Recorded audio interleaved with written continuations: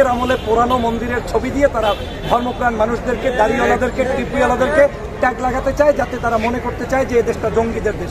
এদেশটা জঙ্গিদের দেশ না, এদেশটা ধর্মপ্রাণদের দেশ, এদেশটা আলেমদের দেশ, এদেশটা দাড়িওয়ালার দেশ, এদেশটা টুপিওয়ালার দেশ। এদেশে সবাই থাকবে, কিন্তু আমরা কোনোদিন কোনো উগ্রতা পছন্দ করি না। যদি উগ্রতাই পছন্দ করতাম, বাংলাদেশে একটা সিনেমা হল থাকতো না, বাংলাদেশে কোনো হিন্দু থাকতো না, বাংলাদেশে কোনো মসজিদ, অন্য অ্যাক্টিভিটিস থাকতো না। আমরা উগ্রপন্থী কোনো মানুষ নয়। এদেশের মুসলমানরা সকল ধর্মপ্রাণ মানুষের প্রতি শ্রদ্ধাশীল, এবং আমরাই পাহারা দিয়ে তাদের পূজা অর্চনা থেকে শুরু করে সব বিগত দিনেও করেছি, এখনও করছি। আপনি যদি সমগ্র মন্দিরে পাহারা দেন, গিয়ে দেখবেন যে সেখানে হয় কেউ চরমনায়ের, না হয় কেউ জামাত শিবিরের, না হয় কেউ কওমি হেফাজতের, না হয় কেউ সাধারণ ছাত্রছাত্রী, এবং এইভাবে করে তারা পাহারা দিচ্ছে।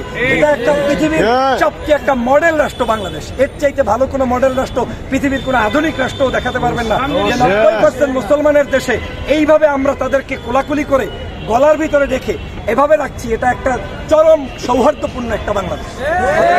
এটাকে যারা বিতর্ক করতে চায় মূলত তারা হচ্ছে তাদের এই অশান্তি, এই কলেমাপ্রাণ মুসলমানরা শান্তিতে না থাকুক সেজন্য একটা ষড়যন্ত্র করছে। আপনাদেরকেও সতর্ক করতে চাই, অতিরিক্ত উগ্রতাও আবার কেউ যেন প্রদর্শন না করেন, সে ব্যাপারে সতর্ক থাকতে হবে।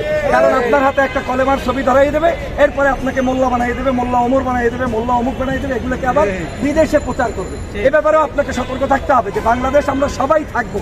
থাকতে হলে এই মুহূর্তে যে কৌশল অবলম্বন করতে হবে, that should B the right point. আবার এর বিকল্প গেলে এই দেশটাকে ধ্বংস করে ফেলবে। কারণ আপনাকে মনে রাখতে হবে, আজকের এই বিজয় শুধুমাত্র কোনো একজনের বিজয় না, সবাই মিলে চেয়েছি বিদায় হয়েছে। যদি সবাই না চাইতাম তাহলে কিন্তু হইতো না। 16 বছর নির্যাতিত ছিলাম, নিপীড়িত ছিলাম। বাংলাদেশের সবচেয়ে বড় বিজয়, আমরা স্বাধীন হয়েছি। এর চাইতে আর কিছু লাগবে, এভাবেই আমাদের চলতে হবে।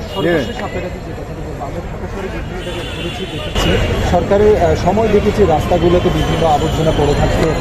বর্তমানে ছাত্রছাত্রীরা যেভাবে সারা বাংলাদেশ ট্রাফিকের দায়িত্ব পালন করছে, পরিষ্কার পরিচ্ছন্ন রাখতে, এই ব্যাপারটা আপনি তাদের, আমি তো সবসময় উৎসাহ প্রদান করি। এই ছাত্র শিক্ষার্থীরাই হচ্ছে আজকের আগামী দিনের ভবিষ্যৎ, এবং আপনাদের এই বাংলাদেশের গদবাঁধা যে রাজনীতি, সেটাও আমাদের পরিহার করতে হবে। যে 80 বছর না হইলে এমপি হওয়া যায় না, মন্ত্রী হওয়া যায় না, দিস ইজ নট কারেক্ট।